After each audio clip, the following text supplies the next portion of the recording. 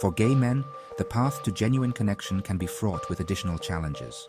Societal norms often dictate that men in general should be stoic, unemotional beings. This pressure is amplified within the gay community, where masculinity and physical attractiveness are often prioritized. These societal expectations create an environment where vulnerability is seen as a weakness. Men are taught to suppress their emotions, to put on a brave face, to man up. This emotional suppression can lead to a disconnect between what we feel and what we express. This disconnect can be particularly damaging in the realm of casual sexual encounters. The focus often remains on physical pleasure, while emotional intimacy is pushed aside.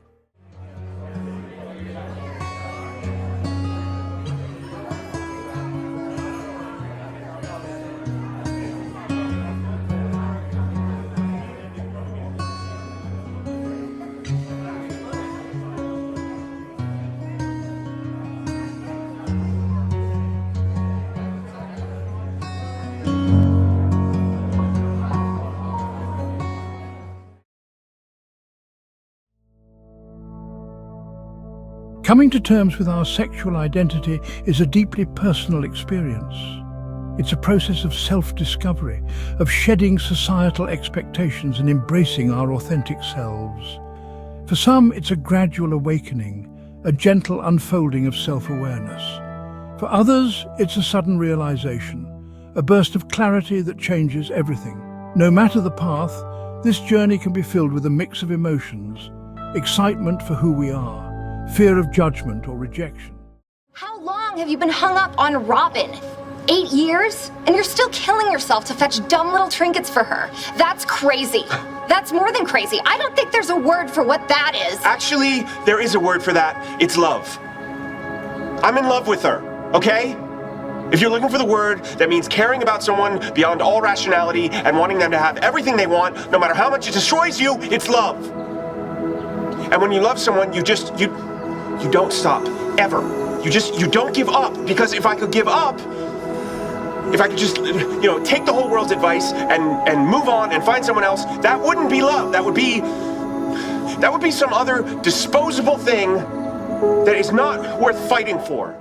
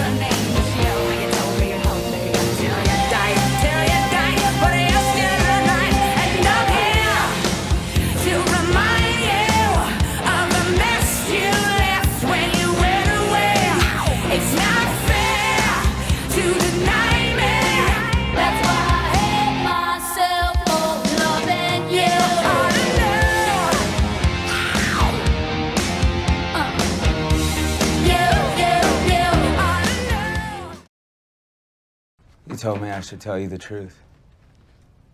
Yes. Everything I say will still be protected and confidential.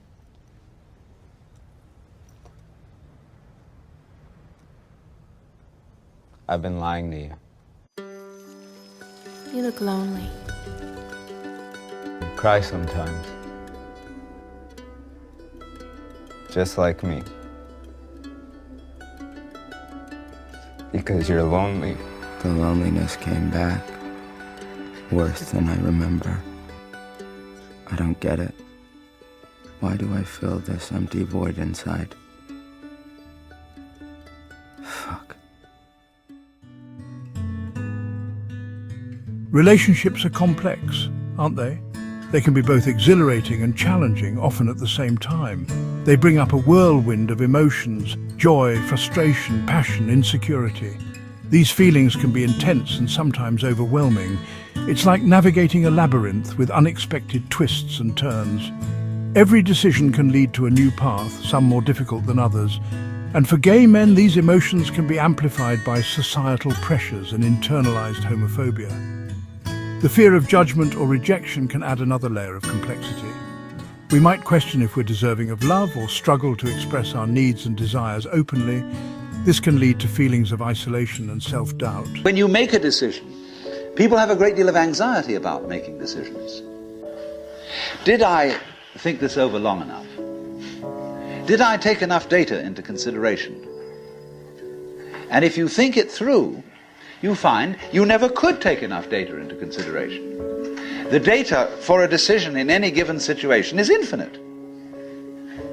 So what you do is, you go through the motions of thinking out what you will do about this.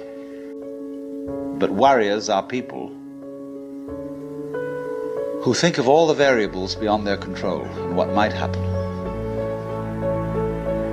Choice is the act of hesitation that we make before making a decision. It is a mental wobbling. And so we are always in a dither of doubt as to whether we're behaving the right way, doing the right thing, and so on and so forth, and lack a certain kind of self-confidence. And if you see you lack self-confidence, you will make mistakes through sheer fumbling. If you do have self-confidence, you may get away with doing entirely the wrong thing. You have to regard yourself as a cloud in the flesh, because you see, clouds never make mistakes. Did you ever see a cloud that was misshapen? Did you ever see a badly designed wave? No, they always do the right thing. But if you will treat yourself for a while as a cloud or wave and realize that you can't make a mistake, whatever you do, because even if you do something that seems to be totally disastrous, it'll all come out in the wash somehow or other. Then, through this capacity, you will develop a kind of confidence. And through confidence, you will be able to trust your own intuition. Now, this is the middle way of knowing it has nothing to do with your decision to do this or not. Whether you decide that you can't make a mistake or whether you don't decide it, it's true anyway. But you are like cloud and water. And through that realization, without overcompensating in the other direction, you will come to the point where you begin to be on good terms with your own being and to be able to trust your own brain. Each of these lives is the right one. Every path is the right path. Everything could have been anything else, and it would have just as much meaning. For gay men, the path to genuine connection can be fraught with additional challenges. Societal norms often dictate that men in general should be stoic, unemotional beings. This pressure is amplified within the gay community, where masculinity and physical attractiveness are often prioritized. These societal expectations create an environment where vulnerability is seen as a weakness. Men are taught to suppress their emotions, to put on a brave face, to man up.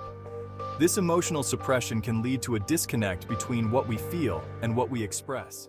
It's easy to get caught in the cycle of casual encounters. The thrill of the chase, the excitement of the unknown, the temporary escape from loneliness, these things can be alluring.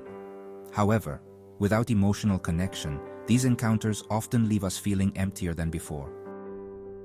The lack of emotional intimacy can lead to feelings of loneliness, shame, and inadequacy. We may start to question our self-worth, wondering why we aren't enough to inspire deeper connection.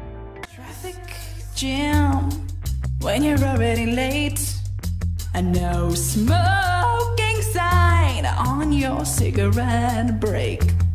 It's like 10,000 spoons when all you need is a knife. It's meeting the man of my dreams and then meeting his beautiful wife. And this is how you remind me. Maybe I'm too emotional. This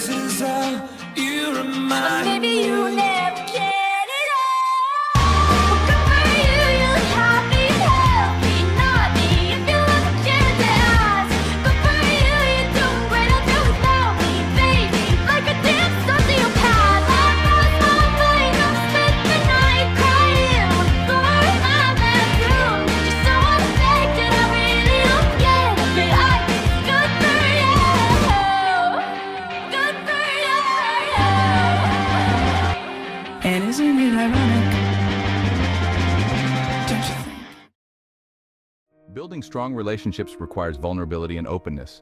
It's about letting our guard down, revealing our true selves, and trusting that we'll be met with love and acceptance. This can be scary, especially if we've been hurt in the past, but it's essential. But true intimacy blossoms when we allow ourselves to be seen, flaws and all, without fear. It's about embracing authenticity, both in ourselves and our partners, every single day. Remember, vulnerability isn't a weakness, it's a superpower that we all possess. It allows us to connect on a deeper level, to build trust, and to create a space where love can truly flourish and grow. So how do we cultivate meaningful connections in a culture that often prioritizes the superficial? It starts with recognizing the importance of emotional intimacy. We need to challenge the societal norms that dictate emotional suppression. It's about recognizing that vulnerability is not a weakness, but a strength. It takes courage to be open and honest about who we are and what we need. It takes strength to let someone see our true selves, imperfections and all. Building genuine connection requires us to be present, to listen with our hearts as well as our ears. It's about asking meaningful questions and really hearing the answers. It's about sharing our own experiences and vulnerabilities, creating a space for mutual understanding and empathy. That's why